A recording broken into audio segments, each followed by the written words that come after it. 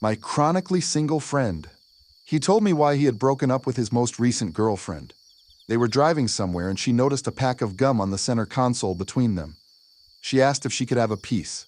He said sure. He then broke up with her later that night because she didn't ask him if he wanted a piece. I asked him if he thought he was overreacting. Him. Nope. That told me all I needed to know about her. One of my best friends came to the hospital to see my wife and I, after she had delivered our first baby. There was a banana on a tray next to my wife's bed. My friend saw it and said, 100% serious, "Has the baby eaten yet? Is that for him?" Not my friend, but his sister. When I was 19, I went through a rough patch where I had lost my job and couldn't find another right away. I was couch surfing between friends with just a backpack of clothes and some toiletries. My one friend let me stay at his place for a while. His sister was over one night and I said something about feeling bad that I had to stay with him. She said, "Why don't you just rent a place?" Sure, Beth. With no income and the $200 I have left in the bank, why not? I have a friend who was out driving one night and went to stick his arm out the window. He let it whip around in the wind, but it then smacked the window frame behind him, and he got a tiny fracture on his hand. Doesn't sound stupid, but he did it again not even a year later. Virtually the same size fracture, in the same spot. Sigh. I was once a groomsman for a friend's wedding. While we were all getting ready before the ceremony, and then later at the reception, he introduced me to everyone as first name Johnson.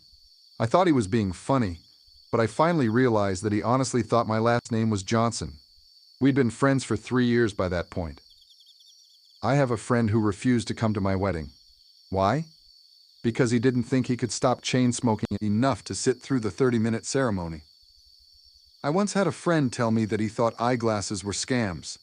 His reasoning was they're supposed to be corrective lenses, but he never saw anyone's eyesight get corrected from using them.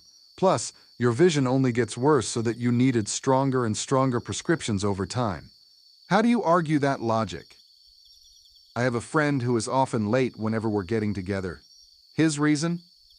He needs to talk to his plants and let them know they'll be okay while he's out. I wish I was making this up.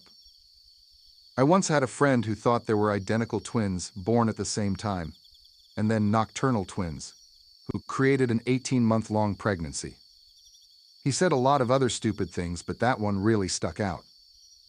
My friend told me how he was out one night and speeding. He saw a cop's lights behind him, so he sped up even more and took a nearby exit to get away. He was then pulled over by another cop. When that cop asked why he was in such a hurry, my genius friend told him it was to get away from another cop. Yeah, he got a ticket. Friend. What was the name of the first guy who walked on the moon? Buzz Lightyear? Me, trying to keep a straight face? Neil Armstrong. Buzz Lightyear is the character in the Toy Story movies. He then literally thought about it before saying, "Are you sure?" My friend, contemplating an upcoming surgery he had to schedule for himself. I don't want a woman doctor because she might go into labor when operating on me. Pray for him. He's just that stupid. I have a friend who is in no way dumb. However, she is a chronic smoker and recently started to have some breathing issues and other such problems. I asked her what her doctor recommended for her. She said she was looking for a new doctor, one who wouldn't tell her that she needed to quit smoking. I wished her the best of luck with that and politely waited until I was home before shaking my head and sighing so loudly the neighbors heard me. Not a dumb friend, but a genius one. She told me that when she was a kid, she kept up her grades and whatnot, so her parents got a phone extension for her room as a reward. Not her own number, but just an extension. Then, whenever my friend stayed out past curfew, she'd call home. Her mom would answer, and my friend would say, "It's okay, Mom. It's for me." Her mom, thinking she was talking on her extension from her room, would say goodnight and hang up. Apparently, my friend did this for years, and her mom never figured out that she wasn't in her room or even home.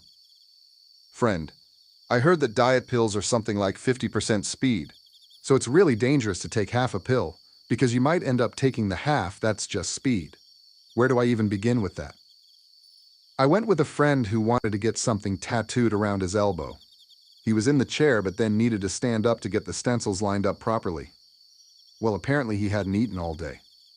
He got up too fast, locked his knees, and passed out, smashing his forehead on the counter on his way down. He got a pretty bad gash and was bleeding everywhere. He woke up right away and the shop staff offered to get an ambulance. Instead, my friend lashed out, I think because he was embarrassed.